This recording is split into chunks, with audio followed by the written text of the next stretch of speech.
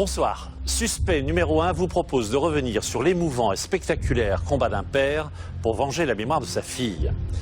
Juillet 1982, en Allemagne, la petite Kalinka, 14 ans, passe des vacances dans la propriété de sa mère et de son beau-père, le docteur Dieter Krombach. Mais alors qu'elle semble en pleine forme, l'adolescente meurt brutalement en pleine nuit, apparemment victime d'un coup de chaleur. Très vite, son père, André Bamberski, qui habite en France, comprend que la thèse du coup de chaleur ne tient pas. Il fait sa propre contre-enquête et il découvre avec horreur que Kalinka a été violée puis assassinée. Pour lui, aucun doute, le responsable, c'est Dieter Krombach, le beau-père de Kalinka. Pendant des années, André Bamberski va se battre pour faire établir la culpabilité de Dieter Krombach. Il va même jusqu'à organiser l'enlèvement de celui-ci. 28 ans après, suspect numéro 1 a suivi le procès Dieter Krombach. Voici La vengeance d'un père, une enquête signée Antoine Baldassari. 18 octobre 2009, un homme est retrouvé ligoté à Mulhouse. C'est un médecin allemand, Dieter Krombach.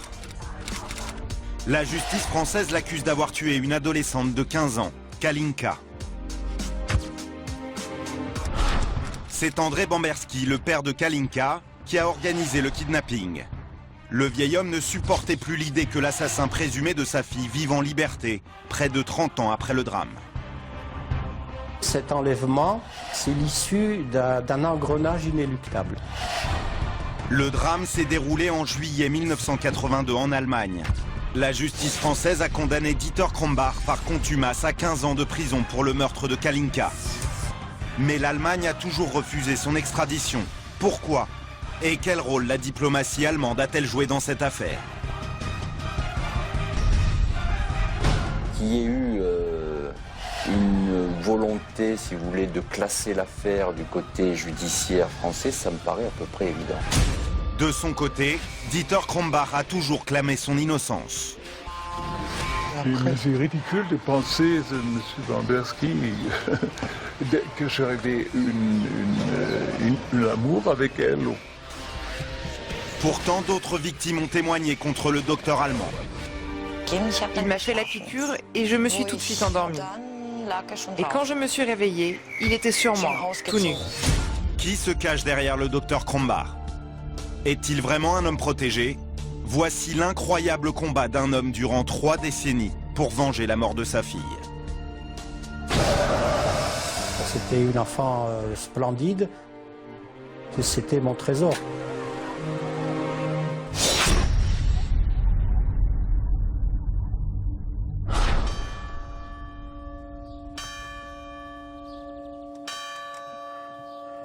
Pechbusc, petit village à 7 km de Toulouse. L'affaire Krombach, c'est d'abord l'histoire d'une promesse d'un père, André Bamberski, à sa fille défunte Kalinka. Chaque fois, je lui dis, Kalinka, aie confiance, ton père continue et ira jusqu'au bout. Cette promesse, André Bamberski l'a formulée pour la première fois il y a 29 ans, lorsque sa fille Kalinka a trouvé la mort dans des conditions très mystérieuses, un soir d'été 1982. Aujourd'hui, elle aurait 43 ans, elle aurait certainement eu une vie de famille, elle m'aurait certainement donné des petits-enfants, mais bon, tout ça, on peut se poser d'énormes questions. Kalinka Bamberski est née le 7 août 1967. L'année du drame, elle allait fêter ses 15 ans. Ses parents sont divorcés. Avec son frère Nicolas, elle vit chez sa mère qui s'est remariée avec un Allemand, Dieter Krombach. Ce dernier a lui aussi 2 enfants.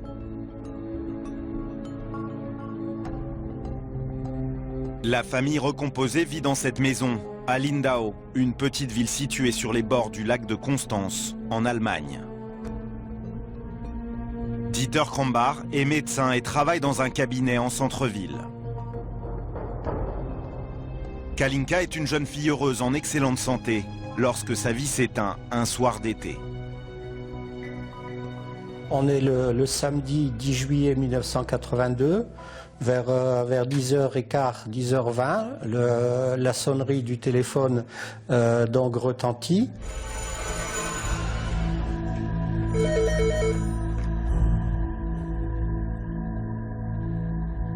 C'est la maman de Kalinka qui était au bout du fil à partir de Lindau en Allemagne et qui donc m'apprenait brutalement le décès de notre fille Kalinka. Pour moi, c'était comme la fin du monde. Kalinka aurait donc été victime d'un malaise dans la nuit. Et la maman m'a dit, peut-être que, bon, du fait qu'hier, vendredi, qu'il avait fait relativement chaud, peut-être qu'elle a attrapé une insolation. Kalinka se serait plainte le soir de ne pas être bien, que peut-être dans la nuit, elle serait morte de cette insolation. C'est à 9h30 que le docteur Krombach découvre le corps de Kalinka dans sa chambre, comme il le dira plus tard aux policiers.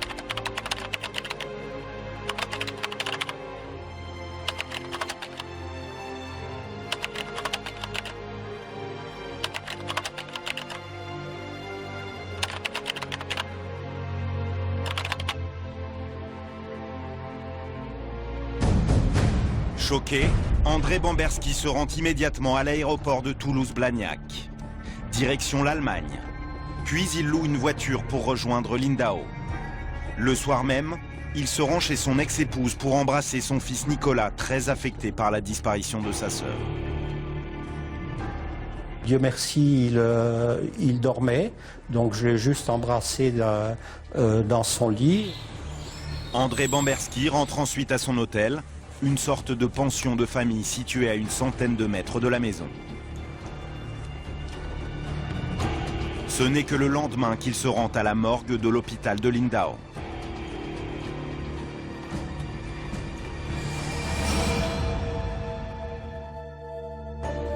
J'ai fait ouvrir l'endroit où Kalinka était enfermée. C'était une sorte de cercueil métallique.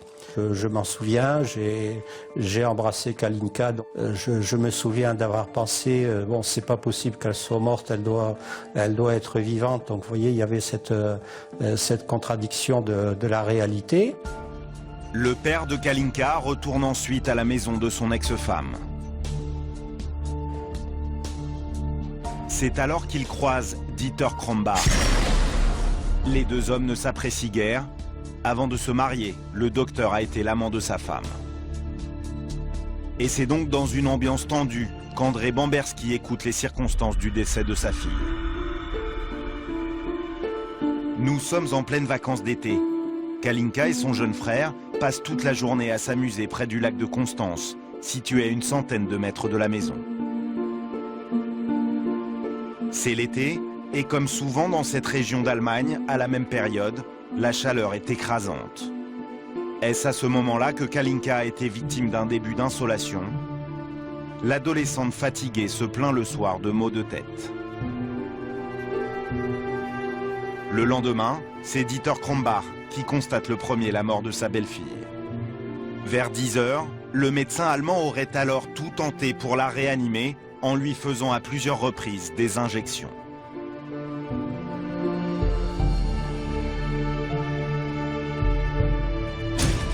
Lorsqu'il entend ce récit, André Bamberski est effondré. J'ai été immédiatement complètement abattu. Je peux dire que bon, j'ai perdu la tête. Écrasés par le chagrin, les parents de Kalinka doivent maintenant préparer les obsèques de leur fille. Avant de repartir à Toulouse, André Bamberski évoque les modalités de rapatriement du corps. Il est prévu en théorie que la dépouille de Kalinka doit être enterrée dans le cimetière près de Toulouse, ici, à Pechbusc. L'enfant sera donc rapatrié dès le lendemain par avion. André Bamberski, fervent catholique, a préparé la cérémonie. Pourtant, rien ne se passe comme prévu, car le corps de Kalinka ne revient pas en France le lundi suivant. André Bamberski est alors très surpris par le coup de fil de son ex-femme. C'est là qu'elle m'a appris que pour avoir l'autorisation de transporter le corps de Kalinka, les autorités administratives allemandes exigeaient qu'il y ait une autopsie. Selon son ex-femme, il s'agit donc d'une procédure systématique avant d'autoriser un corps à passer la frontière. Le père de Kalinka ne le sait pas encore, mais cette autopsie va être le détonateur de toute l'affaire.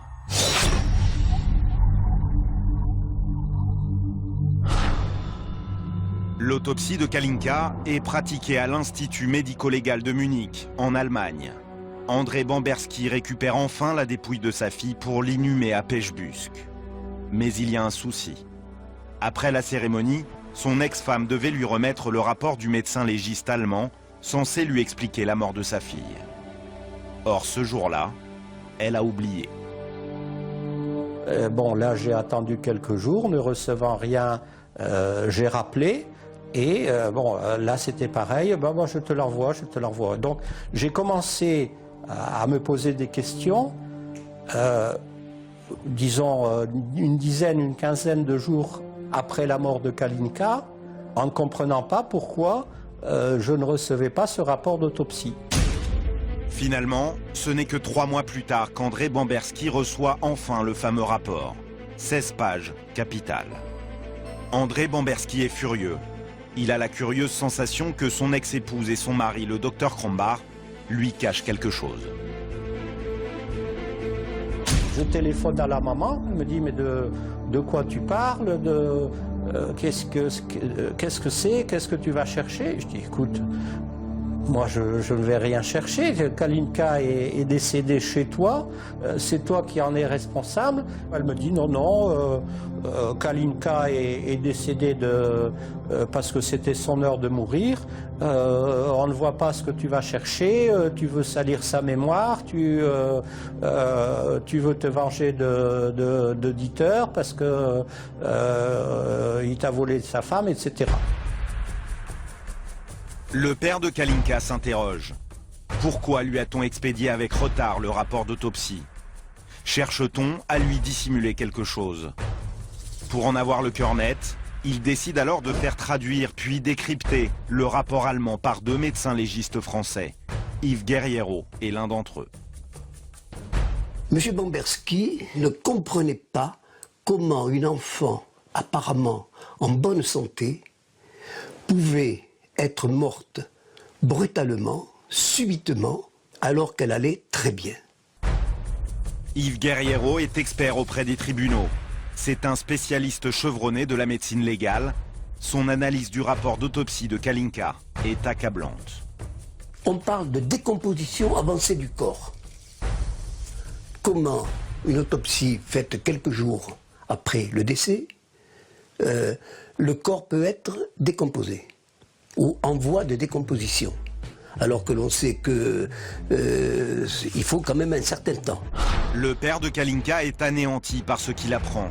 Et malheureusement, ce n'est pas fini, car le corps de la victime révèle des traces d'injection pour le moins suspectes.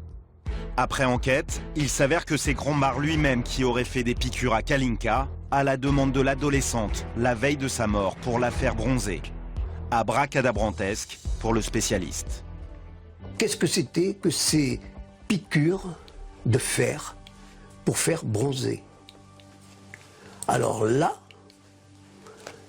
c'est quelque chose qui n'existe pas dans la pharmacopée.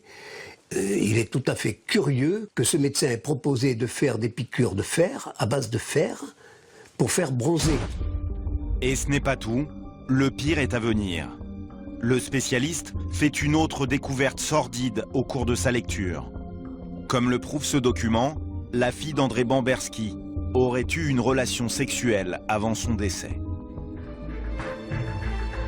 Il est noté qu'au niveau de l'entrejambe, d'un slip blanc, on note une mince couche rougeâtre ressemblant à du sang frais. Ce qui reviendrait à dire que ce rapport, ou la phrase telle qu'elle a été dite, si elle a été bien traduite, montrerait que la lésion du vagin était bien antémortem. Et si la lésion du vagin est antémortem, c'est qu'il y a eu quelque chose. Il y a eu une effraction violente.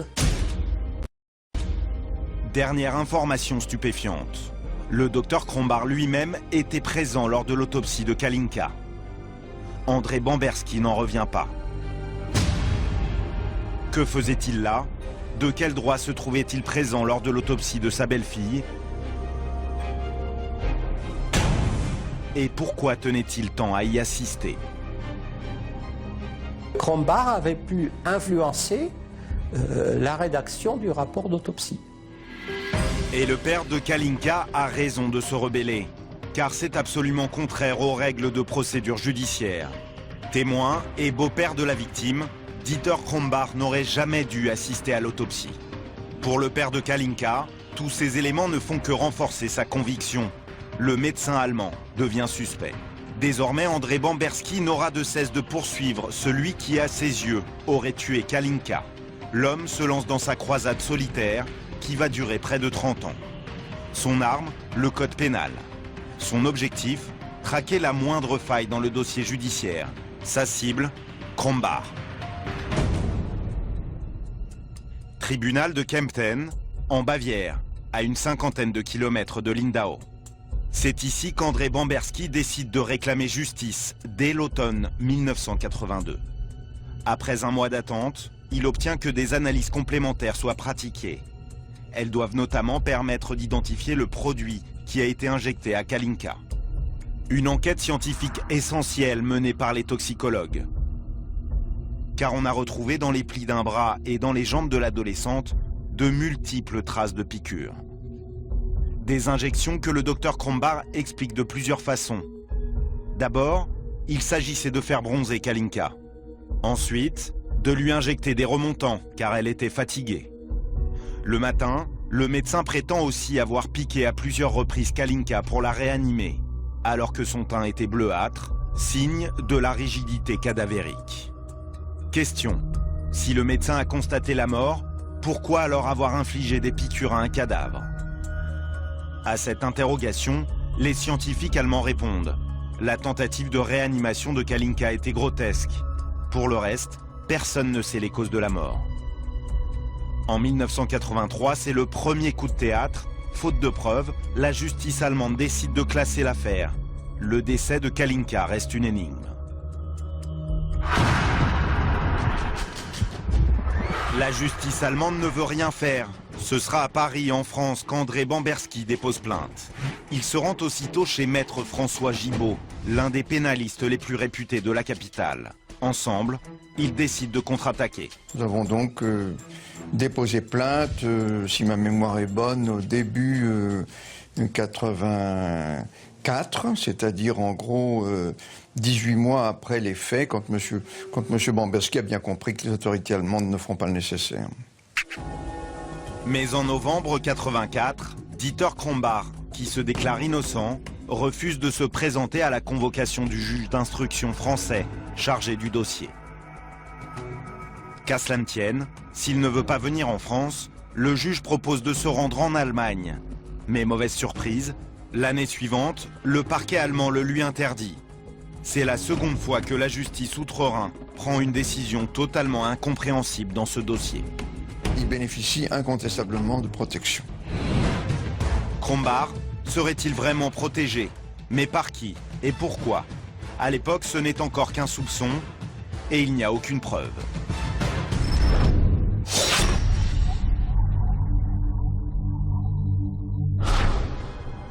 En attendant de pouvoir entendre le principal suspect, la justice française ordonne l'exhumation du corps de Kalinka. Pour les enquêteurs, il faut reprendre le dossier à zéro et faire de nouvelles analyses. Et lors de cette exhumation, les experts vont faire une incroyable découverte. Donc l'exhumation s'est faite ici au cimetière de Pechbusc, l'exhumation du corps de Kalinka en début décembre 85. Son cercueil a été extrait de son caveau, posé ici sur des tréteaux, et immédiatement après l'ouverture, tout le monde a constaté que, contrairement à ce qui figurait dans le dossier allemand, les parties génitales internes et externes de Kalinka n'avaient pas été remises avec le corps. Dans le cimetière, c'est la stupéfaction. Pourquoi ces parties génitales n'ont-elles pas été remises avec le corps? Les services allemands seraient-ils incompétents à ce point? Ou s'agirait-il d'une volonté d'effacer à jamais toute trace de crime? Pour le camp Bamberski, c'est sûr, il s'agit d'une entrave délibérée à la justice. La constatation de la disparition de ces parties génitales pour moi, était la confirmation que l'autopsie allemande avait été prescrite volontairement pour prélever et faire disparaître toutes les preuves du viol commis par Krombach. Les organes génitaux de la jeune fille avaient été prélevés et mis en sûreté au greffe du tribunal et ils n'ont jamais été examinés par des médecins légistes allemands, comme c'était évidemment évident, nécessaire. Et ils n'ont pas pu être examinés par les légistes français ensuite à Toulouse, puisque, une fois encore, ce dont je me suis plaint à de multiples reprises, eh bien, les organes génitaux, qui étaient pourtant des scellés judiciaires, avaient disparu du tribunal, comme par hasard. Effectivement, les scellés des organes génitaux de Kalinka ne seront pas retrouvés. On ne pourra jamais prouver si oui ou non Kalinka a été sexuellement abusée. Pourtant, l'enquête française avance, car l'hypothèse du meurtre, elle, peut encore être vérifiée. Or, les médecins légistes qui examinent le corps exhumé de Kalinka retrouvent des traces de nourriture dans ses poumons. Cela signifie qu'il y a eu régurgitation au moment du décès. Autrement dit, c'est la preuve formelle que Kalinka est morte violemment. Alors pourquoi les experts allemands n'ont-ils pas mentionné cette information primordiale dans leur rapport? Pour répondre à cette question, nous avons tenté en vain de rencontrer les principaux protagonistes de cette affaire.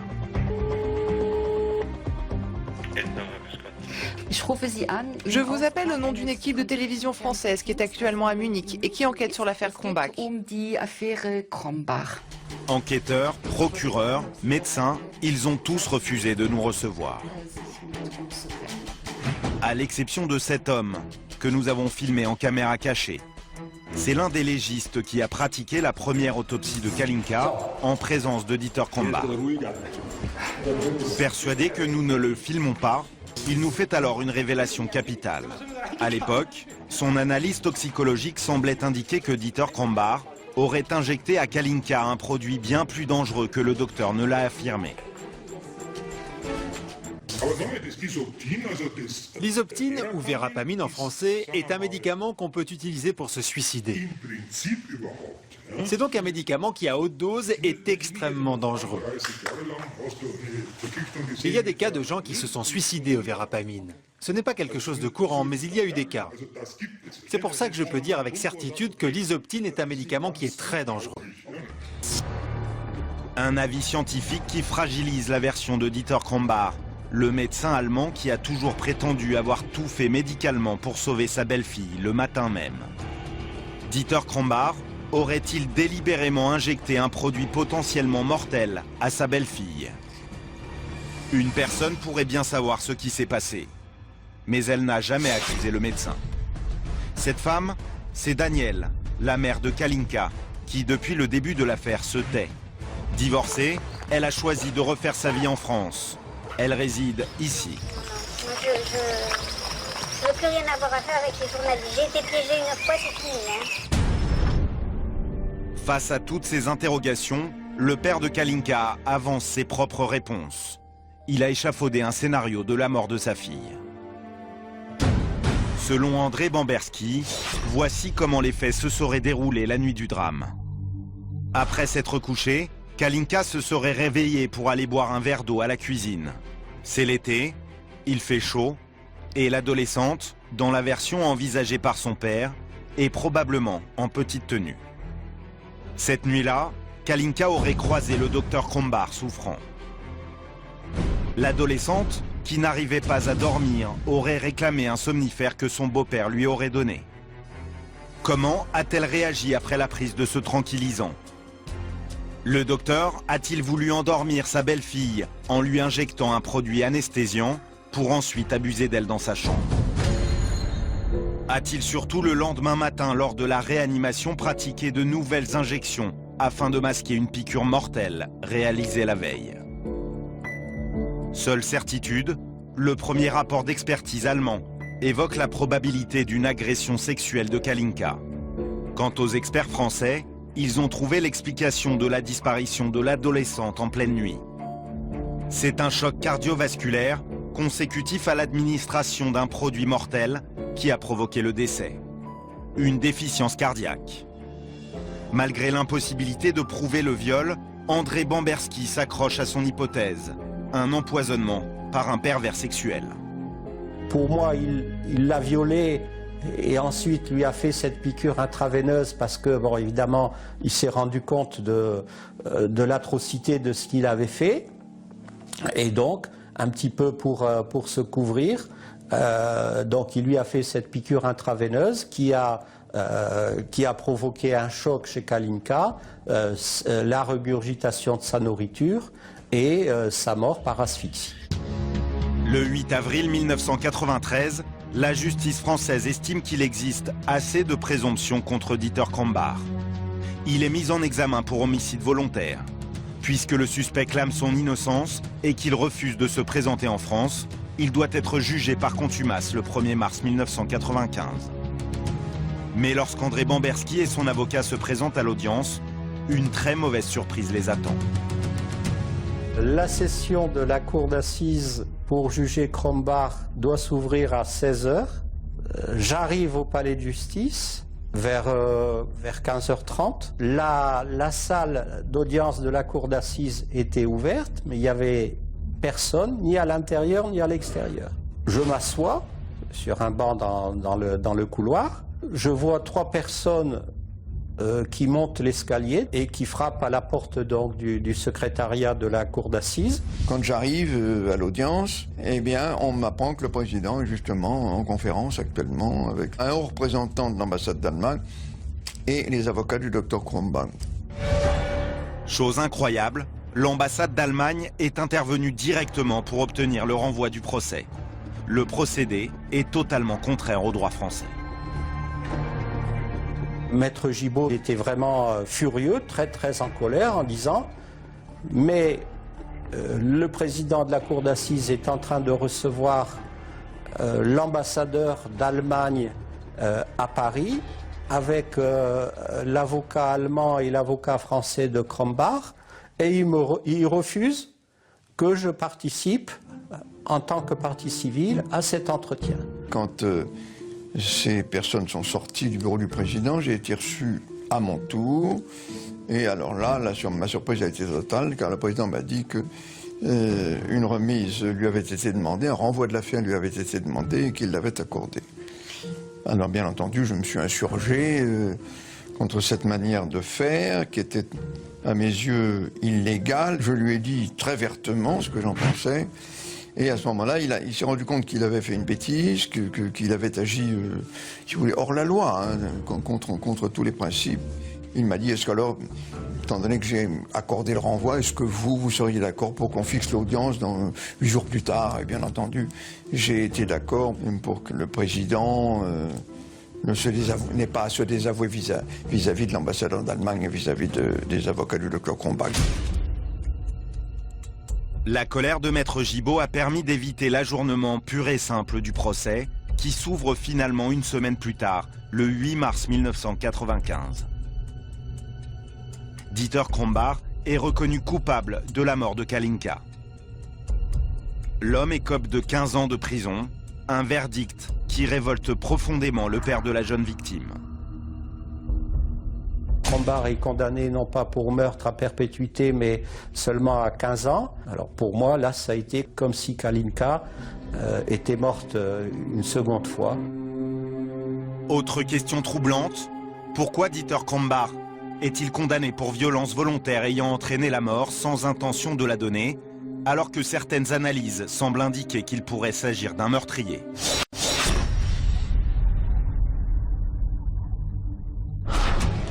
Reste le plus inexplicable, le mandat d'arrêt international du docteur Krombacher.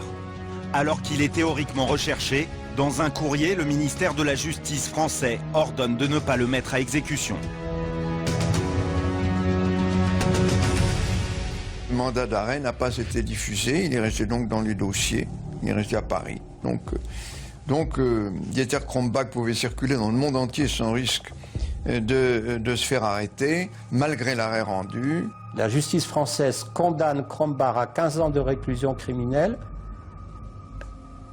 et L'autorité judiciaire responsable donc, de l'exécution de cette condamnation reçoit l'ordre de ne pas le faire. Pour André Bamberski, toutes les incohérences du dossier sont insupportables. Premier rapport d'autopsie incomplet, absence de coopération de la justice allemande, condamnation plutôt clémente pour un jugement par contumace, et enfin intervention de l'État français pour empêcher l'exécution du mandat d'arrêt international. Pour l'avocat d'André Bamberski, Dieter Krombach n'est manifestement pas injusticiable comme les autres. Dans le cas du docteur Krombach, moi je n'ai pas d'explication. Je ne comprends pas pourquoi l'Allemagne protège un homme qui est poursuivi en France pour crime. Ça, je ne l'ai pas compris et je n'en connais pas les raisons. Dieter Krombach, un homme intouchable. André Bamberski lui-même en aurait eu la confirmation quelques mois plus tard. Voici la confidence d'un haut responsable du Quai d'Orsay. Ne soyez pas naïfs. L'affaire Krombach-Kalinka est abordée lors de tous les sommets politiques entre la France et l'Allemagne pour que rien n'aboutisse contre Krombach.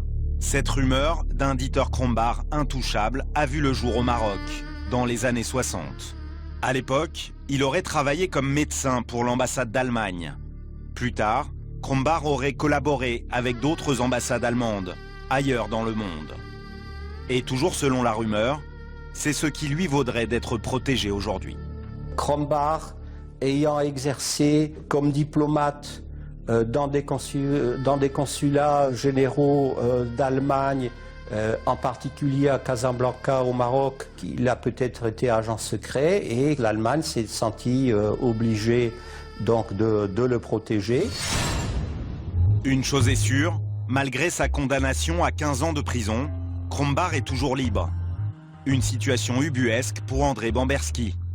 En 1996, son avocat tente alors le tout pour le tout. Puisque les voies légales étaient sans effet, je n'avais pas d'autre solution que d'en appeler à l'opinion publique et j'ai demandé à un journaliste du Figaro, Jean-Alphonse Richard, de dénoncer dans des colonnes de ce quotidien le scandale que constituait désormais l'affaire Bamberski. Chroniqueur judiciaire pour une grande radio, Jean-Alphonse Richard travaillait à l'époque au Figaro. Alors voilà, ça c'est le papier effectivement que j'avais sorti à l'époque dans le Figaro, Crime sans châtiment. Je m'en doutais pas, hein, mais c'est un papier qui à l'époque a fait énormément de bruit, qui a agi comme un véritable électrochoc au sein des milieux judiciaires. Il y a une ineptie judiciaire du côté de la justice française. On n'était pas forcément très content de voir sortir cette affaire en plein jour, alors qu'on pensait qu'il y aurait peut-être un petit arrangement et que finalement on allait oublier tout ça, que André Bamberski était un empêcheur de tourner en rond, que son avocat François Gibault était un excité et que finalement tout ça serait classé sans suite. Mais la stratégie de Maître Gibault se révèle payante. Le 30 juillet 1996, le jour même de la parution de l'article, la chancellerie fait volte-face et annonce la diffusion du mandat d'arrêt international. Le jour même, curieusement, oui, le mandat d'arrêt est diffusé. Le jour même, tout s'accélère. Le jour même, on dit que effectivement, le docteur Krombach est recherché par la police et qu'il n'est absolument pas protégé et qu'en aucun cas on a voulu occulter ce dossier, que tout est en ordre et que tout est en marche. Comme quoi, le hasard fait parfois bien les choses. Mais la diffusion de ce mandat d'arrêt international ne suffit pas. L'Allemagne refuse toujours d'arrêter Dieter Krombach, qui reste tranquillement chez lui et continue de clamer son innocence. André Bamberski enrage. Il sent bien que celui qu'il tient toujours pour le meurtrier de sa fille est en train d'échapper à la justice et de lui échapper.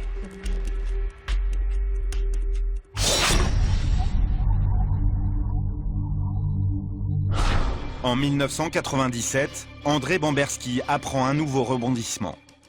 Dieter Krombach est accusé d'un nouveau crime, en Allemagne cette fois. Accusé d'avoir violé une jeune fille à Lindau, la ville où Kalinka a trouvé la mort 15 ans plus tôt, il est arrêté par la police le 11 février. À Pêche-Busque, près de Toulouse, la nouvelle retentit comme un coup de tonnerre. Je reçois un coup de fil en français d'une journaliste du journal local de Lindau qui me dit « Krombacher vient d'être mis en prison ». Alors là, j'étais très content. J'ai dit « Ah, enfin !» Donc je pensais dans un premier stade qui venait d'être arrêté pour l'affaire Kalinka. Et en fait, pas du tout. Elle me dit non, non. Il a violé dans son cabinet une jeune fille dont les parents ont porté plainte. Il y a eu un prélèvement d'ADN. On a trouvé son sperme, donc il est en prison. La victime, c'est cette femme, Laura Still. Elle avait 15 ans à l'époque des faits, le même âge que Kalinka lorsqu'elle est morte. Le matin du 11 février 1997, Laura a rendez-vous au cabinet du docteur Krombacher pour y subir un examen sous anesthésie. L'assistante du médecin est sortie pour déjeuner. Krombacher en aurait profité pour violer sa patiente. Engourdie par l'anesthésie, Laura est incapable de se défendre. Il est venu me chercher dans la salle d'attente. Et il m'a dit, si tu as peur, je peux te faire une piqûre. C'est comme une anesthésie.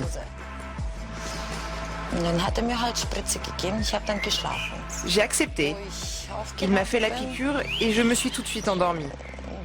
Et quand je me suis réveillée, il était sur moi, tout nu. C'était indescriptible. D'abord, c'était un tel choc. Et puis j'ai essayé de bouger. Mais je n'y arrivais pas, C'était l'effet de la piqûre. J'étais complètement paralysée. Dieter Krombacher est tellement sûr que la jeune fille n'osera jamais porter plainte qu'il la raccompagne tranquillement chez elle en voiture. Mais à peine arrivée, Laura raconte tout à ses parents qui appellent immédiatement la police. Krombacher est arrêté sur le champ. Plus personne ne pouvait dire bon, Bamberski a des hallucinations, il est mégalo en disant que Krombacher est un pervers sexuel. Le procès de Dieter Krombacher pour le viol de Laura Still s'ouvre le 9 octobre 1997 à Kempten. André Bamberski a tenu à faire le déplacement et visiblement, sa présence dérange beaucoup l'accusé. Dès que je suis arrivé, Krombacher s'est levé, a commencé à crier c'est Bamberski, il est venu pour me tuer, arrêtez-le, etc. L'audience se déroule sous très haute tension. Et Krombacher est finalement condamné. Mais à la stupéfaction de la salle d'audience, la Cour ne le condamne qu'à 2 ans de prison avec sursis pour abus sexuel d'une personne sans résistance, assorti d'une interdiction d'exercice de la médecine. Comment un criminel condamné pour abus sexuel d'une mineure de 15 ans peut-il écoper d'une peine aussi faible? Une fois de plus, le spectre d'une protection refait surface. En attendant, ce procès a le mérite de délier les langues dans la ville. Accompagnées de leur mère, une quinzaine d'autres jeunes filles manifestent alors dans la rue pour dénoncer les agissements de Krombacher. Plusieurs femmes assurent avoir été violées durant les consultations du docteur Krombacher. Si les victimes n'ont pas porté plainte, c'est parce que le bon docteur était un notable intouchable à Lindau. Autre raison à ce silence, si le docteur endormait les jeunes filles avant de passer à l'acte, aucune d'entre elles n'a eu le souvenir d'un abus sexuel. Krombacher, lui, réfute en bloc toutes ces accusations. Il continue même d'exercer comme médecin malgré sa condamnation, ce qui lui vaut d'être incarcéré en décembre 2006. Lorsqu'il sort le 10 juin 2008, une journaliste l'attend pour l'interroger en caméra cachée sur l'affaire Kalinka. Das ist 25 Jahre her. Haben Sie sonst keine Themen? Der Mann spinnt, der Bamberski. Et c'est ridicule de penser, M. Bamberski, que j'avais un amour avec elle. Que vous l'avez violée. Glaubt, dass sie verweitigt hat. Et en plus, je n'avais pas besoin. J'étais marié, j'étais heureuse avec la mère de Kalinka. Oh, d'ailleurs aussi, elle est restée encore, je crois 5 années après, on s'est fait le divorce. Mais pas à cause de ça, parce que je l'ai trompé avec une autre femme, une amie d'elle. Bon, ça arrive. La conversation se poursuit. Interrogé sur l'affaire Laura Stihl, Krombacher nie toujours l'abus sexuel alors qu'il a été condamné. Je soupçonne, cette fille voulait coucher avec moi. Sa bouche était tout près de moi, je l'ai embrassée. Et j'ai dit, bon. Après, j'ai dit, alors, jusqu'à quel point tu veux y aller? Elle a dit non. J'ai pensé, faisons-le vite et que ce soit fait. Et je dis, déshabille toi-même. Et là, ça s'est passé dans 5 minutes. Cette arrogance est un nouveau coup de poignard pour André Bamberski. Il commence à se demander si Krombacher effectuera un jour la peine de 15 ans de prison, à laquelle la justice française l'a condamné en 1995.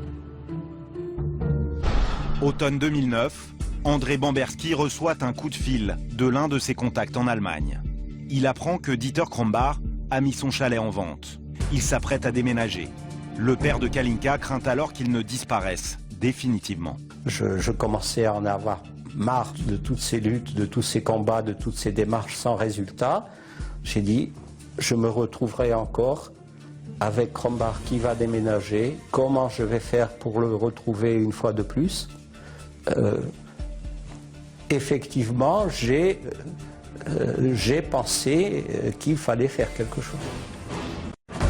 André Bamberski a atteint le point de non-retour. Depuis des années, il a croisé sur sa route des malfrats et des escrocs qui, contre de l'argent, lui ont proposé d'enlever, voire de tuer le docteur Krombacher. Mais le père de Kalinka n'a jamais donné suite.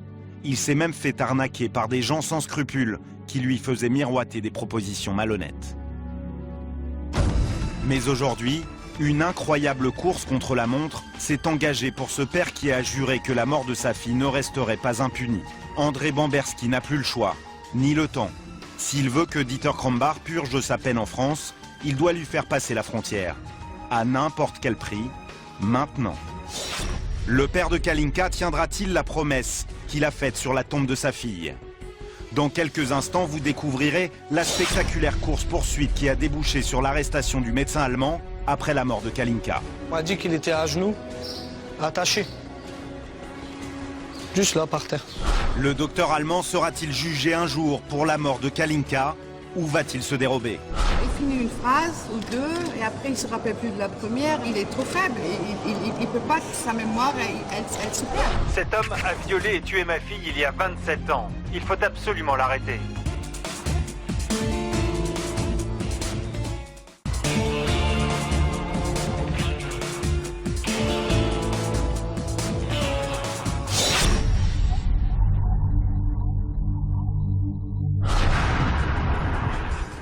« 17 octobre 2009. Acculé, André Bamberski a tranché. Il va faire enlever Dieter Krombacher à son domicile, en Allemagne. Il a engagé 3 hommes pour réaliser l'opération. Lorsque Krombacher ouvre la porte à ses ravisseurs, il est immédiatement ceinturé, puis ligoté, avant d'être traîné jusqu'à une voiture qui démarre en trombe. Sur place, les voisins découvrent près d'une tache de sang, une paire de lunettes, une chaussure et une matraque. Le docteur a été frappé à coups de batte de baseball.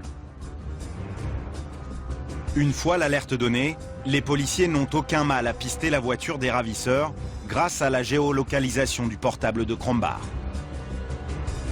Une course-poursuite s'engage immédiatement avec la voiture des kidnappeurs. Elle va durer 6 heures, au bout desquelles les ravisseurs parviennent enfin à passer la frontière française, après avoir tenté de semer leurs poursuivants en Allemagne, en Suisse et même en Autriche. Et c'est ici, dans la cour d'un immeuble de Mulhouse, situé juste à côté de la maison des douanes, qu'ils abandonnent leurs prisonniers en pleine nuit. Mais Krombacher ne se laisse pas faire et se débat. L'opération provoque un tel raffut qu'elle réveille l'épicier qui tient le commerce voisin. Je vais vous emmener, ça s'est passé là-bas, dans mon jardin. Juste là, exactement. Juste là, on m'a dit qu'il était à genoux, attaché. Juste là, par terre, au sol. Moi, quand j'ai entendu le bruit, j'étais juste là, derrière ma fenêtre. Juste là, exactement. J'ouvre ma fenêtre, j'ouvre pas le volet, j'ai peur, je me dis pas qu'il y a quelqu'un qui se bat, je sais pas c'est pourquoi. Et en fait, j'entends des petits battements, des petits coups comme ça, des petits hurlements. C'est 2 voix d'hommes. Il y en a un, il criait quoi. Il disait pourquoi t'as fait ça, Annie? Mais j'entendais des petits coups de claque. Je suis venu derrière me coucher là sur mon canapé.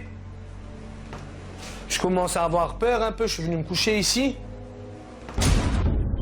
Averti par les ravisseurs que Dieter Krombacher, le visage tuméfié et les parois nasales éclatées, a bien été déposé en France comme prévu, André Bamberski n'a maintenant qu'une seule crainte, que le prisonnier ligoté appelle au secours pour être délivré. Il doit donc agir très vite et appelle lui-même le commissariat de police de Mulhouse. Je viens d'apprendre que Dieter Krombacher se trouve à Mulhouse. À l'autre bout du fil, le policier ne comprend rien. Qui appelle? André Bamberski décline son identité, mais le policier ne comprend toujours pas. Qui est ce Dieter Krombacher? Pourquoi est-il si urgent d'aller le récupérer? Cet homme a violé et tué ma fille il y a 27 ans. Il faut absolument l'arrêter. Le policier de permanence comprend alors qu'il s'est passé quelque chose de grave. J'envoie une patrouille. D'où appelez-vous? Quel est le commissariat le plus proche de chez vous? J'appelle de Toulouse. La patrouille envoyée sur place trouve bien Dieter Krombacher dans l'impasse. Elle vérifie son casier judiciaire. Puisque l'homme a fait l'objet d'une condamnation par contumace, il est immédiatement placé en détention. André Bamberski a réussi son coup et dès le lendemain, la nouvelle de l'arrestation de Dieter Krombacher fait la une de tous les journaux. André Bamberski a promis aux policiers qu'il se rendrait à Mulhouse dès le lendemain. Et il tient parole. Le 18 octobre 2009, le père de Kalinka prend le premier avion pour l'Alsace. Puis il prend le train et rejoint la chambre d'hôtel qu'il a réservée dans le centre-ville. C'est là que la police le retrouve moins d'une demi-heure après son arrivée. Quels que soient les faits reprochés au docteur Krombacher, le kidnapping est un crime. Alors quel rôle exact André Bamberski a-t-il joué dans cet enlèvement? Les policiers veulent savoir. Ils le placent immédiatement en garde à vue. La garde à vue, ça a été vraiment très très dur. Ils auraient pu obtenir tous les renseignements qu'ils ont obtenus de moi sans exiger cette mise en garde à vue qui a été vraiment quelque chose d'horrible pour moi. Dans un premier temps, André Bamberski reste évasif sur l'enlèvement. Mais en fouillant sa chambre, les enquêteurs dénichent la preuve d'un contrat passé avec les ravisseurs. Une enveloppe contenant 20 000 € en liquide. Il faut que le père de Kalinka s'explique. Pourquoi est-il venu à Mulhouse avec une telle somme? Très vite, André Bamberski finit par avouer qu'il a bel et bien commandité le kidnapping de Dieter Krombacher. Peu importe les poursuites, après tout, il a eu ce qu'il voulait.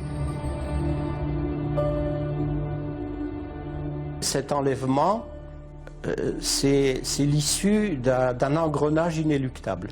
Pour moi, il était impossible de laisser continuer toutes ces anomalies extrêmes sans faire quelque chose, et en particulier sans provoquer ce transport de Krombacher en France. André Bamberski a gagné sa croisade promise à sa fille. Mais à quel prix?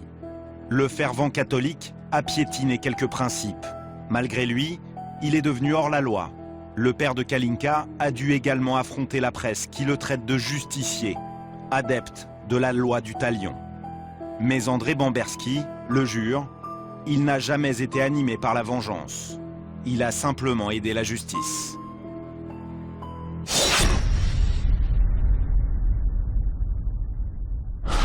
Quelques mois plus tard, en avril 2011, André Bamberski croit remporter la dernière manche.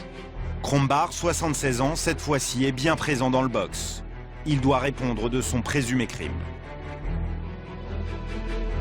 Monsieur Krombacher n'attend qu'une chose, c'est d'être totalement blanchi, innocenté, que son honneur soit une fois pour toutes lavé et que l'honneur de sa famille le soit également. Mais ultime rebondissement dans ce feuilleton judiciaire fleuve, l'accusé est malade et ne peut pas comparaître. Dans quel état est votre client aujourd'hui? Dans un mauvais état, grâce à M. Bamberski. De leur côté, le fils et la fille du médecin allemand confirment l'état de santé dégradé de leur père. On a essayé de lui parler, il ne tenait pas une conversation parce qu'il ne savait pas ce qui lui arrivait. Est-il capable d'avouer des frustrations? Non. Non, seulement non. Il n'est pas capable de se défendre, selon vous? Non. Pourquoi? Parce qu'il ne peut pas finir il finit une phrase ou deux et après il ne se rappelle plus de la première. Il est trop faible. Il ne peut pas, sa mémoire, elle se perd. Le procès est ajourné. Mais quelques mois plus tard, en octobre 2011, le docteur Krombacher est enfin jugé et condamné. Le verdict vient tout juste de tomber. L'homme est condamné à une peine de 15 ans de réclusion criminelle et va faire appel de son jugement. 15 ans de réclusion. Le médecin a été reconnu coupable de violence volontaire ayant entraîné la mort sans intention de la donner. Autrement dit, la mort de Kalinka n'était pas préméditée. Immédiatement, les avocats de Dieter Krombacher contestent ce verdict. Comme un innocent qui prend 15 ans sans tout à fait avoir compris ce qui lui était exactement reproché, notamment la nature des violences, la date des violences, les conséquences des violences, voilà. Comme l'accusé a fait appel, il y aura donc un second procès Krombacher. André Bamberski est lui aussi attendu par la justice. Il risque 10 ans de prison pour avoir commandité le rapt de son vieil ennemi. Mais pour le père de Kalinka, le combat est en passe d'être terminé. L'homme peut désormais aller dire à sa fille défunte qu'il a tenu son serment. Une promesse faite il y a 29 ans. Le meurtrier présumé est derrière les barreaux. Suspect numéro 1 est maintenant terminé. Merci à vous de l'avoir suivi et à très bientôt sur TMC.